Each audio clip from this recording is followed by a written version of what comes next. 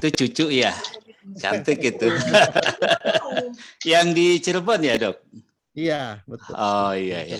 Aduh dokter, kita puji Tuhan ya, dokter ya kemarin itu pada saat COVID, aduh kita benar-benar bersyukur banget ya kita bersama-sama. Berkat doa teman-teman sekalian. Amin. Dok. Ya. Doain saya banyak dok. Banyak pasti, nggak mungkin nggak dok. Malah saya bingung kejadiannya di Cirebon lagi ini. Aduh saya. Dok, saya pernah hitung dok ya. Kalau satu tahun itu 200 mahasiswa aja di UI aja dok ya. Saya hitung selama sekian 35 tahun dok saya itu ngajar. Udah sekitar 60.000 orang loh dok, dokter. Itu doanya banyak. Fakultas Hukum saya ngajar dari tahun 90 dok. Itu betul. Juga 40.000 lebih dok. Bahkan kalau tersiar kabar ke luar negeri udah mantan presiden ini. Dok, kita membuka kesempatan teman-teman, mungkin ada yang ingin bertanya ya, karena ini sesi kedua ya.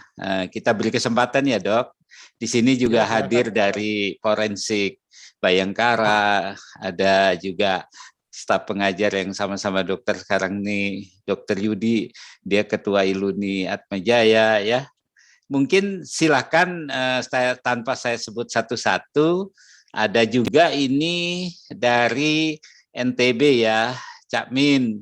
Tadi saya sudah berkomunikasi. Silakan siapa dulu untuk memberikan ya sumbang saran atau pertanyaan atau ingin nanti di sini juga ada kalangan rumah sakit juga ini, Dok ya. Silakan teman-teman sejawat, Bapak Ibu.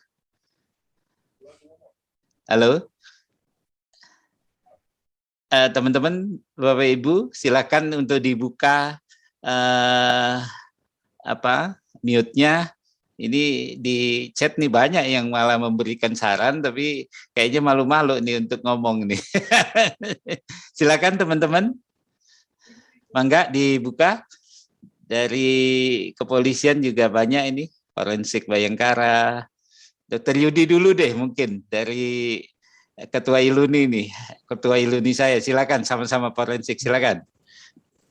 Baik, terima kasih Kang Hadi. Bisa buka fotonya dong, gantengnya nggak kelihatan ini. Buka. Oh ya, nah, ini gantengnya baru kelihatan ya. Silakan Dokter Yudi. Saya takut ngalahin gantengnya Kang Hadi gitu, jadi ya makanya jadi saya sebut dulu. Iya, silakan, silakan. Dokter Jaya, mungkin saya ingin sedikit mau minta ini ya dok, pendapat atau pandangan atau mungkin sedikit sharing lah, bisa dikatakan begitu. Dok, mungkin selama perjalanan dokter sudah mungkin berapa tahun ya, mungkin hampir 30-40 tahun berkecimpung di dunia forensik. Dok, mungkin ada satu kasus nggak dok atau satu kejadian yang membuat dokter tuh merasa betul-betul bersyukur bahwa dokter sebagai seorang dokter forensik. Kira-kira ada nggak dok yang bisa dibagikan buat kami ini yang generasi muda gitu, yang penerus dokter. Kira-kira ada nggak dok? Ada. Terima kasih dok. Silakan langsung dijawab aja ya dok. Silakan sambil nanti teman-teman berikutnya. Terima kasih. Nah ini ada satu kasus itu yang kalau menurut saya itu satu kasus tuh amazing banget. Nah ini kebetulan begini, jadi ceritanya ada satu orang ya, ini cerita di Kalimantan Tengah nih. Ada orang Dayak ya, orang Dayak perempuan, dia perempuan, dia meninggal. Meninggal. Jadi ceritanya gini. Jadi sebenarnya dia datang ke rumah sakit. Di rumah sakit udah dalam keadaan itu udah koma, Dok. Udah koma dan kemudian didiagnosis sebagai keracunan baygon karena ada keluar bau baygon gitu. Terus pupilnya juga miosis. Nah, terus kemudian sama dokternya kan biasa karena kan itu udah hal biasa, Dok. UGD itu udah tahu langsung itu baygon gitu ya. Dia meninggalnya di rumah pacarnya, Dok. Di rumah pacarnya. Dan kemudian dilakukanlah penyuntikan SA dok, sulfas atrofin. Betul kan itu dok ya? Ya betul. Tapi kan tahu sekali suntik kan 1 gram dok. 1 miligram. Itu kan 4 ampul dok. Ya. Kan suntik 4 ampul itu kan satu boxnya itu 50 ampul dok. Iya. Suntik kayak begitu si bapaknya lihat. Bapaknya ini wartawan dok. Dia punya 2 anak. Ini anak yang satu udah meninggal. Ya waktu itu dia duga malpraktek lah, nggak tahu. Tapi yang ini meninggal lagi dok, kemudian masalahnya. waktu dia disuntik-suntik sama SA, si dia tanya, itu obat apa kok banyak bener yang disuntikin, kan kita mesti suntik sampai atrofinisasi kan, Iya, betul nggak? betul. Disuntik-suntik itu sampai separuhnya habis, Dok. 20-an sekian ampul habis, akhirnya Ya. mati juga, Dok. Nggak ketolongan, mati. Di lavase dan kemudian dikasih ESA, nggak ketolongan, meninggal. Nah, meninggal karena itu rumah sakit Silvanus, Dok, di rumah sakit pemerintah yang terbesar lah di Palangkaraya. Akhirnya dibawa ke kamar jenazah kan. Ya. Nah, keluarganya nggak puas karena kenapa orang ini bisa bunuh diri di rumah orang gitu loh. Terus kemudian dia minta otopsi, Dok. Nah, di rumah sakit itu, karena itu kan rumah sakitnya dokter spesialisnya nggak ada, Dok, nggak banyak. Ya. Jadi yang menerima dokter umum mati di tangan dia. Kemudian ada dokter umum yang dijadiin dokter forensik dalam tanda petik, Dok. Jadi jadi dokter in charge di forensik. Dia mau melakukan otopsi, Dok, tapi mau melakukan otopsi dia lupa, Dok, karena biasalah forensik itu kan bagian kecil ya, mereka udah kalau bisa ngumpet-ngumpet aja, Dok. Apalagi kalau mayat busuk kan, pengalaman begitu, Dok, ya. Mayat busuk dia belakang paling banten nyatet doang, Dok, ya kan. Jadi dia udah kagak tahu bagaimana caranya otopsi. Lupa, Dok, benar-benar lupa, Dok. Jadi waktu itu mau otopsi dia takut. Terus kemudian kebetulan ada dokter bedah, Dok, dokter bedah umum dari FKUI yang baru tugas di situ tapi belum ada SIP-nya, Dok. Nah, dia pikir karena itu kan, Dok, tolong, Dok, bantu saya mau otopsi, Dok, liatin aja kan, dokter pasti lebih jago dari saya. Jadi waktu dibuka kepala, Dok, kepalanya kan ada pelebaran pembuluh darah. Dia tanya, Dok, di kepala apa, Dok? Dia bilang, pelebaran pembuluh darah, UDEM, dia bilang, UDEM, tulis UDEM. Terus waktu itu dibuka dada, Dok. Begitu buka dada, dia lihat parunya ditarik, Dok, sama dia. Parunya gimana, Dok? UDEM, kata dokternya, ditulis paru UDEM. Kayak gitu udah. Karena dia pikir keracunan baygon kan. Dia buka perutnya, Dok. Begitu buka perutnya dia udah bingung bagaimana cara keluarin perut, Dok. Dia pikir kan kalau orang masuk itu kan masuknya ke lambung, Dok. Iya. Jadi diikatlah lambungnya tuh. Di pilorus diikat, ya, di atas di esophagus gaster junction diikat, ekstirpasi, Dok. Dia lakukan ekstirpasi, Dok. Nah, dia lakukan ekstirpasi, kemudian dikirimlah ke puslapor, Dok. Dia pertanyaannya, adakah baygon di dalam usus? Hasilnya negatif, Dok. Oh, iya. Akhirnya jadi dia bilang, ini gimana? Dia tanya sama dokternya. Kalau udah gitu bagaimana? Ya, baygon nggak ada. Dia bilang gini, meninggalnya karena gangguan oksigenasi. Itu meninggal karena gangguan oksigenasi. Si bapaknya lihat gangguan oksigenasi dia apaan, dia bilang. Kenapa dokter kasih suntikan baygon, anti baygon, padahal gangguan oksigenasi? Dokternya malpraktek, digugat, Dok, rumah sakitnya sama dokternya, Dok. Yang dokter umumnya. Akhirnya jadilah perang, Dok, antara dokter forensik dalam tanda petik tadi dengan dokter umumnya tadi, Dok. Iya. Tapi kan yang dokter forensiknya, yang dalam dokter forensikoidnya itu kan nggak salah, Dok. Karena hasil labnya gitu. Jadi ceritanya itu udah dikubur, Dok. Tapi itu kasus bertele-tele dan masuk di media segala macam karena dia wartawan, Dok. Akhirnya terpaksa, Dok, dipanggil orang dari Jakarta yang pergi berangkat ke sana, saya sama Dokter Slamet Purnomo. Itu satu angkatan saya, dia dari kepolisian, Dok. Udah pensiun sekarang. Dia sama saya ke sana 2 bulan setelah dikubur, Dok. Apa yang dilakukan, Dok? Digali kubur itu rame orang, Dok. Terus saya pikir-pikir, waduh gila nih, ini kasusnya nih gila kan. Karena kita mau melawan opini orang. Terus cuman gini, begitu saya lihat mayatnya saya kaget, Dok. Mayatnya itu masih utuh, Dok. 2 bulan mestinya mayat itu udah belenyek, Dok. Ini masih utuh, tapi terus ada banyak jamur-jamur di pipi segala macam, jamur gede-gede, Dok. Iya. Saya bilang, ini pasti di embalming, saya bilang. Akhirnya dokternya ngaku. Dia embalming, tapi embalmingnya cuma ditusuk doang, Dok. Tusuk infiltrasi, Dok. Terus saya ngomong begini sama keluarga. Otopsi bisa dilakukan, tetapi saya nggak bisa janji hasilnya. Hasilnya tuh walahu alam, saya bilang. Karena formalin kalau masuk ke dalam badan orang, dia masuk kemana-mana, pasti kalau ada kandungannya, pasti kandungannya berubah kadarnya, betul nggak dok? Iya, betul. Mungkin juga dia berubah strukturnya, karena saya tidak tahu kan apa efeknya. Cuman saya bilang, kenapa kalau pada kasus seperti ini, kamu formalin ini kayak gitu. Tapi formalin tidak sempurna terus terang dok, karena bukan itu caranya. Tapi saya pikir ya udahlah nggak apa-apa. Tapi mungkin ini keberuntungan. Waktu saya otopsi dok, waktu itu saya buka usus halusnya dok. Saya keluarin isi usus halusnya. Isinya cairan, di atasnya ada minyak dok. Dan minyaknya bau baygon dok. Di usus besarnya juga dok. Kasus selesai dok. Jadi rupanya kenapa di lambung nggak ada? Karena sudah di lavase dan sudah bablas ke bawah dok. Turun ya. Udah usus masuk usus. Jadi dok, saya periksa livernya dok, saya periksa darahnya, ternyata positif. Toksik semua ya. Kasus selesai, gugatan selesai. Ya dokternya damai lah dok. Iya. Iya, bagus. Buat saya itu amazing dok. Itu something yang lebih tinggi nilainya dari apapun dok. Karena kita bisa solve the case gitu loh dok. Termasuk kasus sulit gitu loh. Iya, betul dok. Tapi baik dok. Ya kayak gitu. Baik Dokter Yudi, atau ada tambahan lain Dokter Yudi, atau kita kasih kesempatan yang lain ya? Cukup Dokter Hadi, kasih main dulu. Baik, teman-teman silakan dari berbagai kalangan ini Dokter Jaya masih ada waktu ya, Dokter Jaya ya.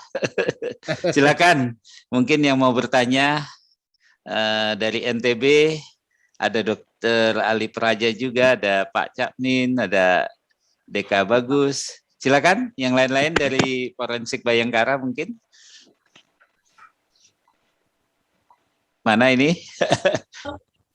Silakan dibuka. Pak Ali Praja mungkin ini dari Ketua ID ini. Silakan Dokter Ali mungkin. Oh, langsung dikasih kesempatan. Oh iya, supaya nggak banyak ini nih waktu Dokter Jaya ini. Waduh, saya menculik waktunya ini susah banget ini. Silakan Dokter Ali. Kalau saya menyapa aja dok, karena ilmu berat maja. Konnichiwa. Haji Bimaste dokter. Nah ini juga mudah-mudahan para ketua ID cabang juga bisa mendorong ini untuk teman-teman yang dokter umum lebih mencintai masuk ke forensik. Ternyata luas. Nanti mungkin kita bisa dengarkan di YouTube saya ini, Dokter Ali ya. Dokter Adianto mungkin sudah membuka mic, silakan. Palu ya, dari Palu ya. Ya, silakan.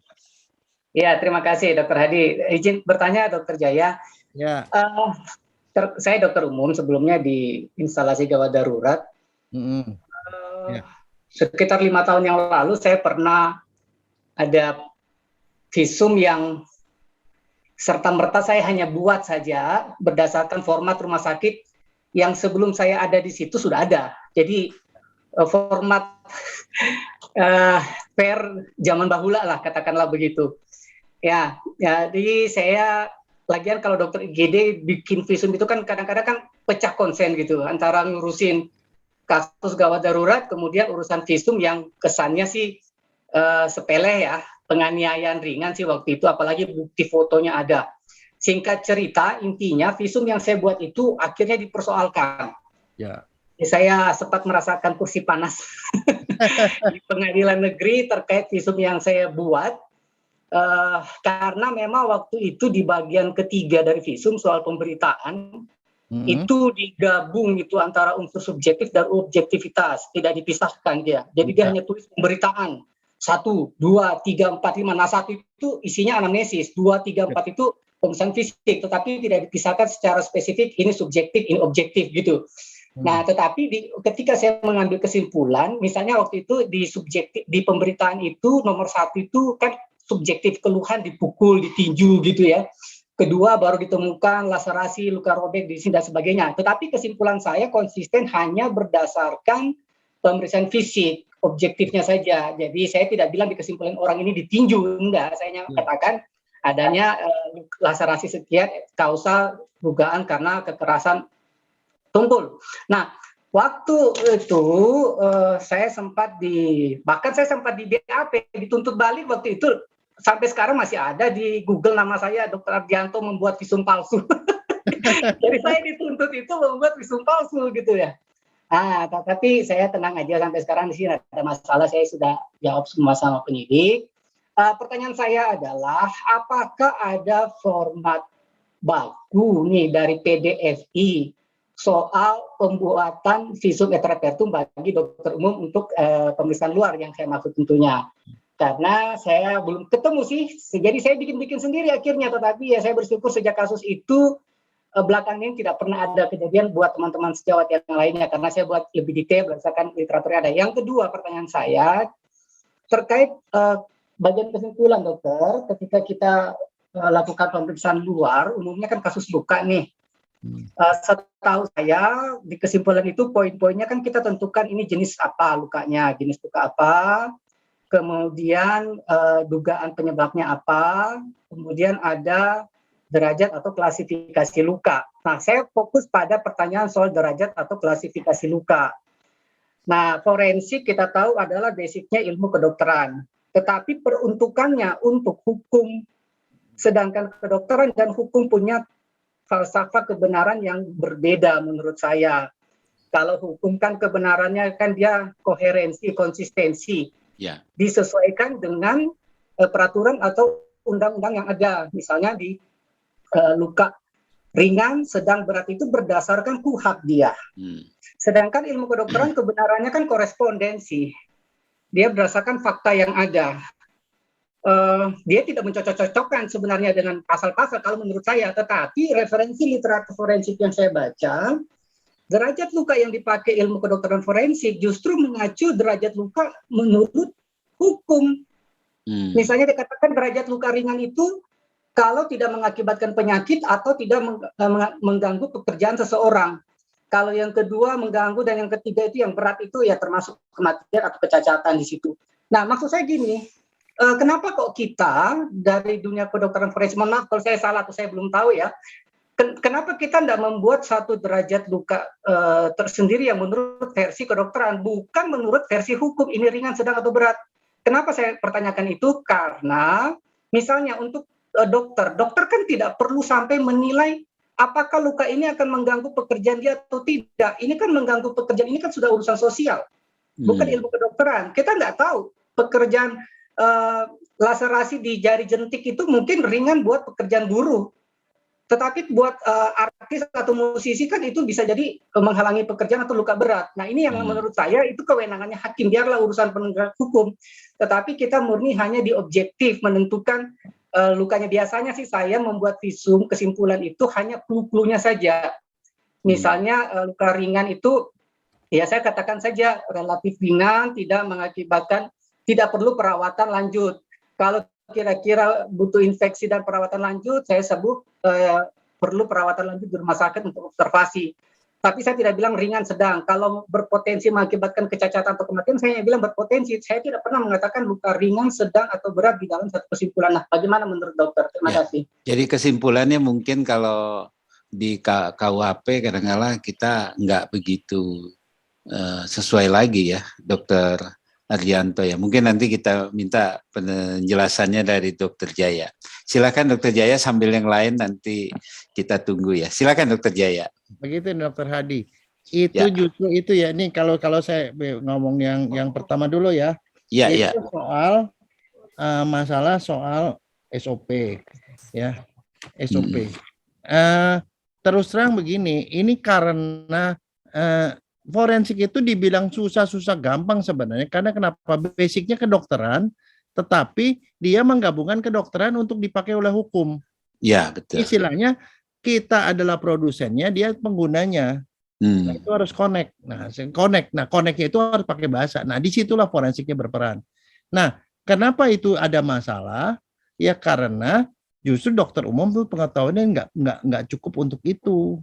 Makanya itulah perlunya dokter forensik di situ. Betul. Untuk bisa menjembatani. Sama aja gini loh. Dokter umum kan bisa melakukan melahirkan bayi kan, Bisa. Tapi begitu komplikasi sedikit, ya itu udah di Bingung. luar kewenangan dia. Tapi kalau di SPOG daerah ya.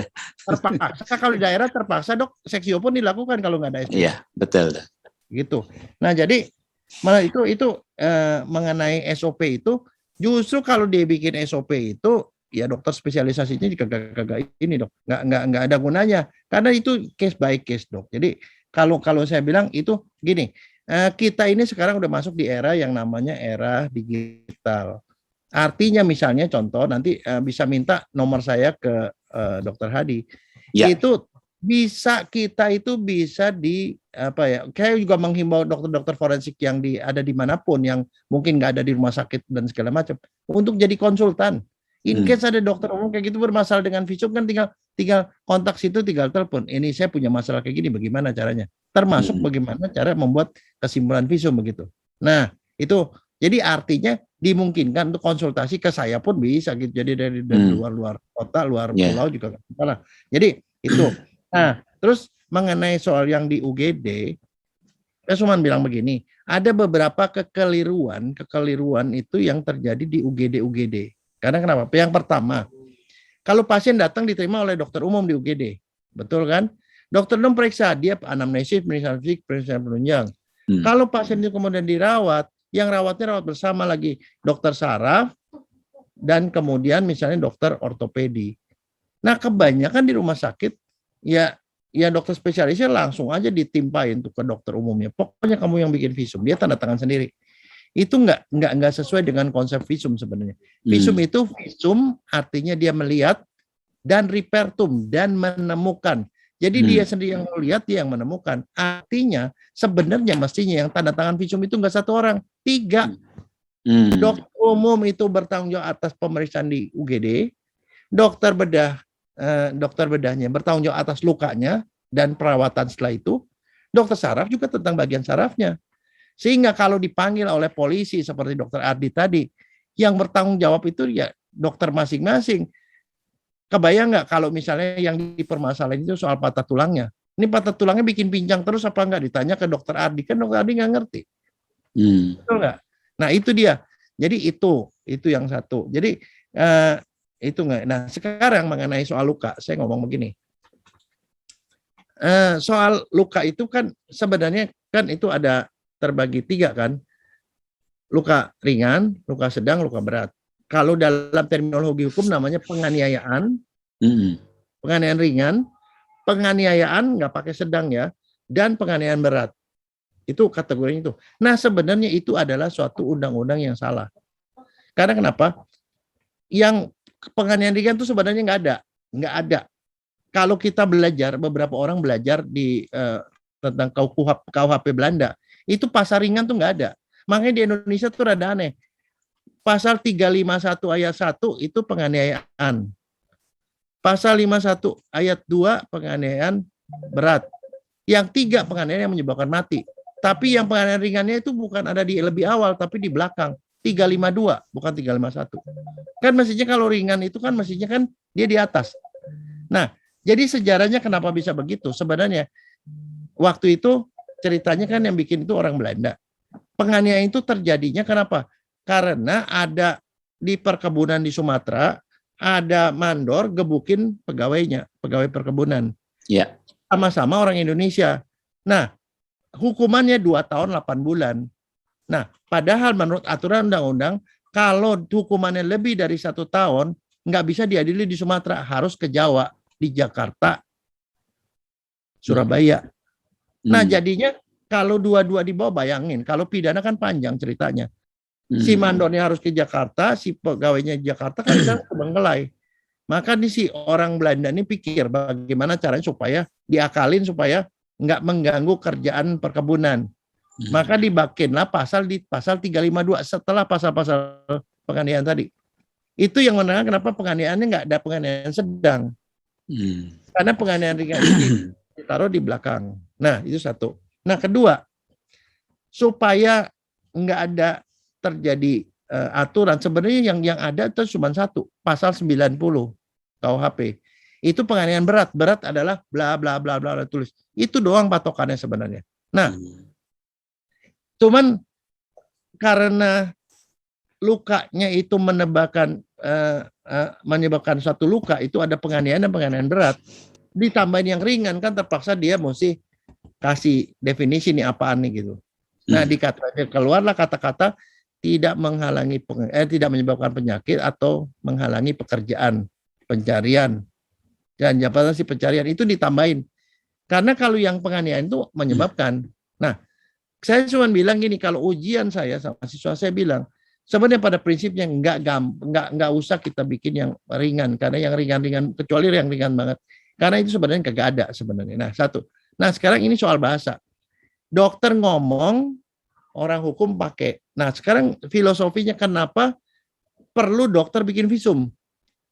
Karena gini, kalau orang mati karena sakit, kita dengan anamnesis saja udah tahu dia panas 3 hari lebih, malam lebih panas, ada mencret-mencret atau segala macam, terus rada-rada ngaco-ngaco gitu, kita udah tahu itu typhoid. Betul nggak, Dok? Betul. Penyakit itu, makanya kalau namanya penyakit itu ada namanya otopsi verbal. Dengan anamnesis aja kita bisa menduga ke arah mana. Semua dokter umum masih bisa. Tapi kalau namanya kepala dipukul, benjol di sini, terus dia mati, kita nggak pernah tahu loh, Dok.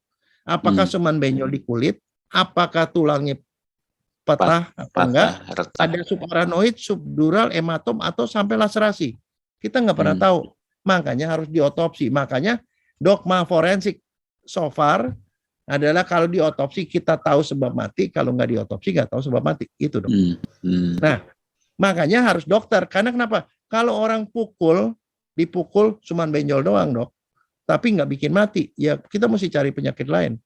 Saya pernah dapetin, Dok, orang, Dok, sama dia nodong orang, Dok, ya. Terus sama orang yang ditodong itu dia pegang gini, terus didorong gitu, orangnya jatuh, ngegeledak, Dok, kepalanya benjol, mati. Waktu diperiksa, waktu saya otopsi, di kepalanya itu nggak ada apa-apa, tapi parunya destroyed lung, Dok. Destroyed lung.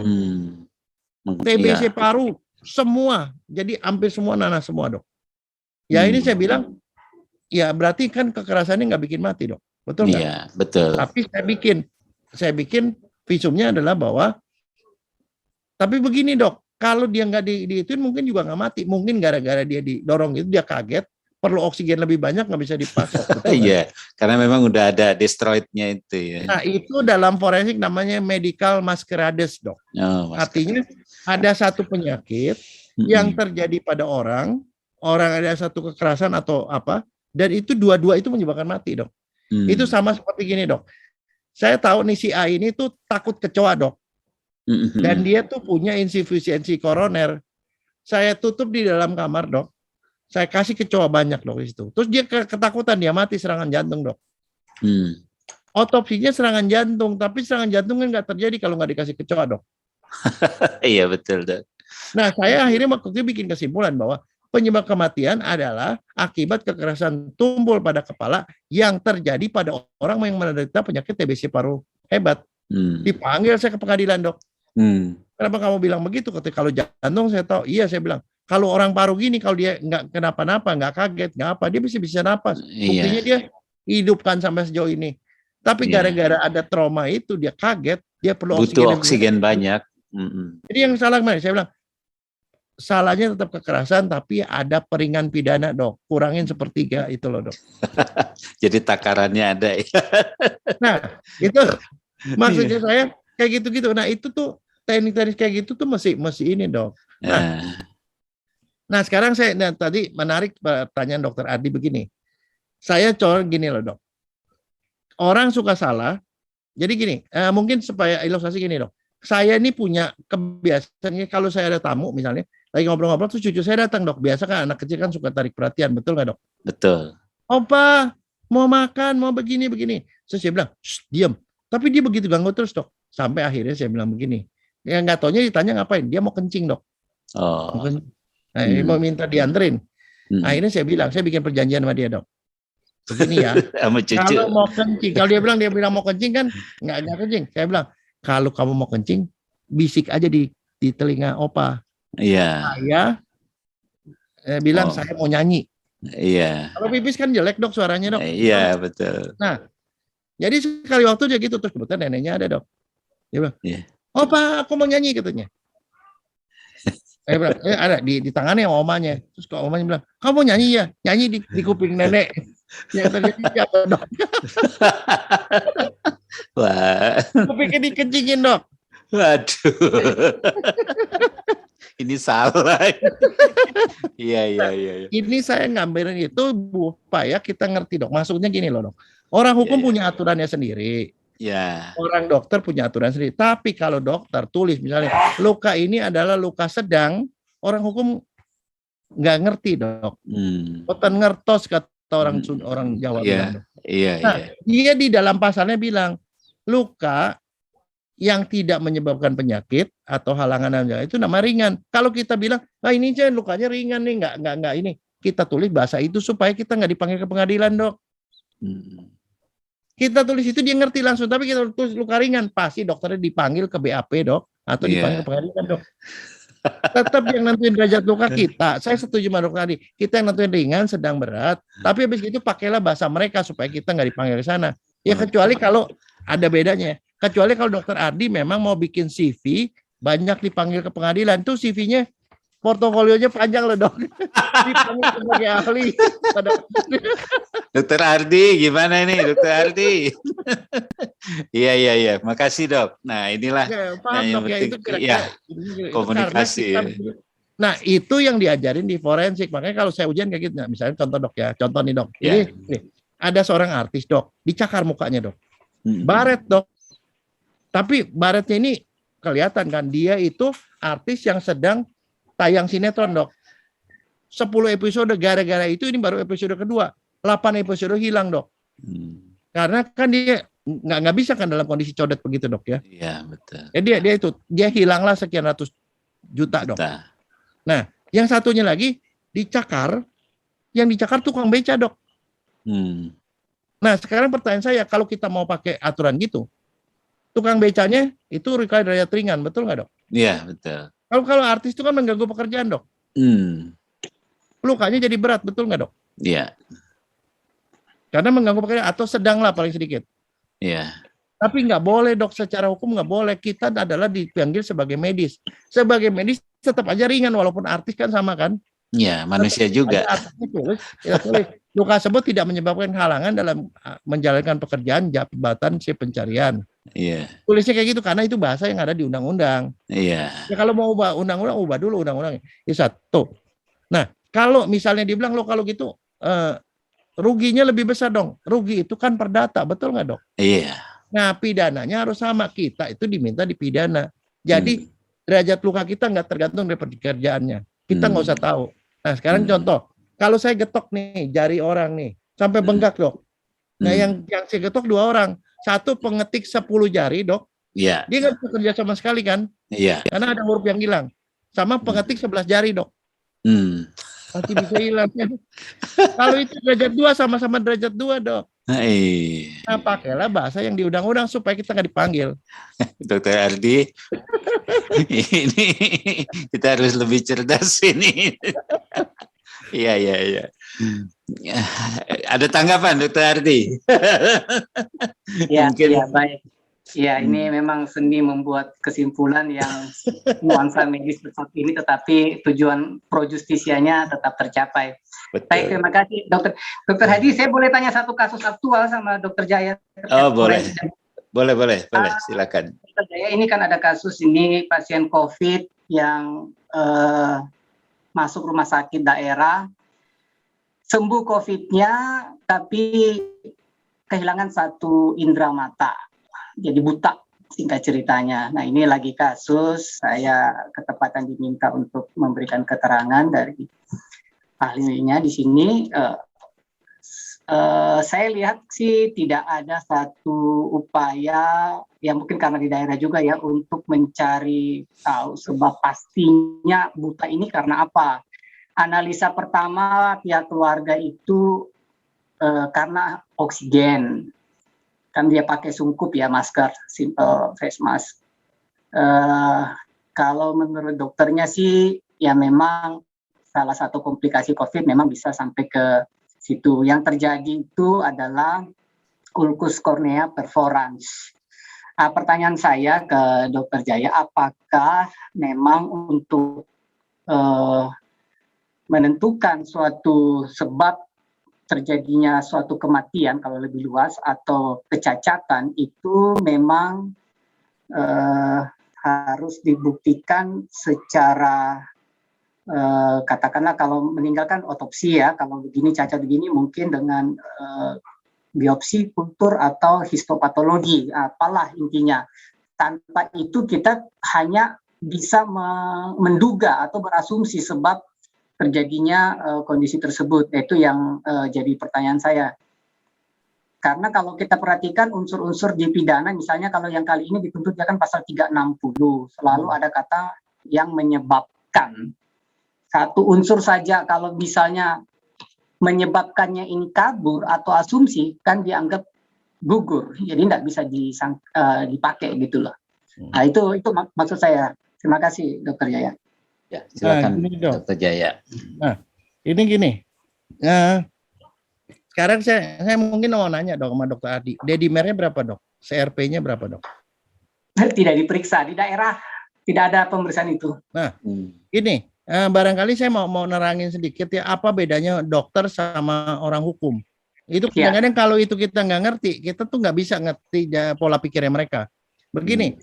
Kalau misalnya orang kedokteran dibilang gajah itu apa? Kita akan bilang bahwa itu adalah satu mamalia yang terdiri dari kepalanya segede gini, ada kupingnya, ada belalainya, ada segala macam. Kita ngomong secara keseluruhan, kita komprehensif. Makanya kita kebenaran itu kebenaran yang komprehensif. Tapi kalau orang hukum itu, dokter pernah lihat nggak? Orang hukum itu ratu keadilannya pakai apa? Pakai baju zaman Romawi, matanya ditutup, pakai timbangan, satunya pakai pedang, betul nggak? Karena mereka itu diajarkan bahwa mereka tuh harus tegas, pakai pedang, dan harus adil, pakai timbangan. Tapi dia nggak boleh ngelihat dok. Nah di hukum itu, makanya mereka tuh bisa hidup walaupun mereka sebagai pengacara, jaksa ataupun hakim. Mereka boleh mengemukakan argumen kebenaran parsial. Nah sekarang ceritanya tentang gajah tadi ya. Satu sarjana hukum bilang gajah itu seperti ular karena yang dia tunjukkan pada hakimnya nggak boleh lihat loh, cuma dituntun di kayak ginian, dikasih fakta, dia pegang. Oh iya betul, karena yang dipegang belalainya, betul nggak dok? Dia bilang iya kamu betul, dia bisa menjatuhkan vonis berdasarkan itu. Nah si satunya lagi nih bilang pengacaranya enggak, dia bentuknya itu seperti pedang yang ditunjukin taringnya dok, gadingnya. Yang satu bilang seperti cambuk yang ditunjukin itunya. Semuanya benar. Makanya di dalam hukum tuh ada hakim, ada jaksa, itu dia bisa ngomong kebenaran yang beda-beda, tapi benar-benar nggak bohong dok. Tapi kebenaran parsial. Makanya walaupun ada begitu, mereka tetap dikasih kemungkinan apa? Panggil saksi banding, saksi ada cas, untuk ngomong fakta yang lain. Yang lain bilang, oh enggak, dia bentuknya seperti tembok. Karena yang ditunjukin itu perutnya dok. Bisa juga panggil ahli lain, dia bilang enggak, dia seperti batang pohon karena tunjuk kakinya. Nah, sekarang vonis itu jatuhnya di mana dok? Tergantung hakimnya percaya yang mana dok. Jadi hakim itu bisa bilang kamu salah karena menurut saya itu gajah itu seperti pohon karena kakinya yang itu. Makanya di dalam hukum itu belum tentu benar walaupun berdasarkan fakta. Dipanggil bisa ada namanya banding dok. Dibanding hakimnya ditunjukin, tapi ditunjukin yang lain lagi. Bisa diralat dok yang vonis yang satu. Karena dia lebih percaya sama fakta yang lain. Makanya kalau dia nggak puas, masih bisa kasasi. Paham nggak dok? Nah disinilah yang kita tuh suka bertengkar sama mereka. Nah soal ini, soal kasus tadi kembali. Secara teori kan kita bisa bilang, kalau orang COVID, itu kebanyakan sih cuma gejalanya 1 minggu doang dok. 1 minggu doang panas, meriang segala macam, jadi bisa sembuh. Bahkan PCR negatif. Tapi habis begitu kan bisa terjadi cytokine storm dok. Betul nggak? Salah satu tanda cytokine storm itu adalah dedimer sama CRP-nya tinggi. Nah itu bisa nyumbat di mana-mana dok. Kalau nyumbat di mata itu bisa bikin nekrosis kornea dok. Kalau dia di otak bisa terjadi stroke. Bisa terjadi macam-macam. Dan itu cuma teorinya nggak boleh dokter ngomong. Karena dokter nggak kompeten. Panggillah ahli yang ahli penyakit dalam. Ahli imunologi. Betul nggak dok? Nah, disitulah keahlian itu. Jadi ceritanya dok, kalau sarjana hukum itu pakai ahli-ahli lain tuh untuk membenarkan argumennya dia. Ya. Nah, sekarang kalau tidak ada gimana?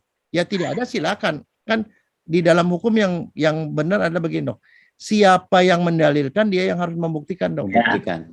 Kalau dia nganggap dokter salah lalai, saya cuma bilang kalau orang sampai mati atau orang sampai cacat, itu kan ada macam-macam kemungkinan efek samping. Ya kan, efek samping obat itu kan dokter nggak salah. Kedua tuh komplikasi penyakitnya, dokter juga nggak salah kan. Terus kemudian apa? Lalai, dokternya lalai. Yang berikutnya adalah salah, yang bisa dipidana cuma lalai dan salah dok. Tapi untuk membuktikan gitu harus ada hubungan sebab akibat. Ya. Gimana buktikannya? Kalau itu nggak diperiksa, panggil ahli dok. Itu cuma masalah argumen aja dok. Kalau di dalam hukum itu soal siapa yang pintar ngomong dok. Iya. Seorang pengacara yang bagus adalah pengacara yang bisa menghadirkan ahli yang sesuai dengan yang dia inginkan dok. Dia tinggal keluarin dalil aja dari gitu. Bagaimana buktikannya? Nggak ada bukti. Kalau menurut saya teorinya adalah begini. Teorinya adalah setelah COVID dia terjadi cytokine storm, terus kemudian terjadi penyumbatan di situ dia menyumbang itu. Buktikan gimana? Buktikan bukan tugas saya, buktikan sana suruh yang menuduh tadi dok. Kan gampang begitu dok. Iya. Mantap. Ya, makasih Dokter Ardi. Mungkin ada waktu sedikit lagi nih, Dokter Jaya. Ada teman-teman yang lain yang mau memberikan saran atau masukan, silakan. Silakan teman-teman yang lain. Ini dari Forensik Bayangkara. Dokter Mega. Dokter Mega ini, silakan Megawati Wijaya, silakan. Ya di chat aja lah dok, lagi tugas. Oh lagi tugas, iya.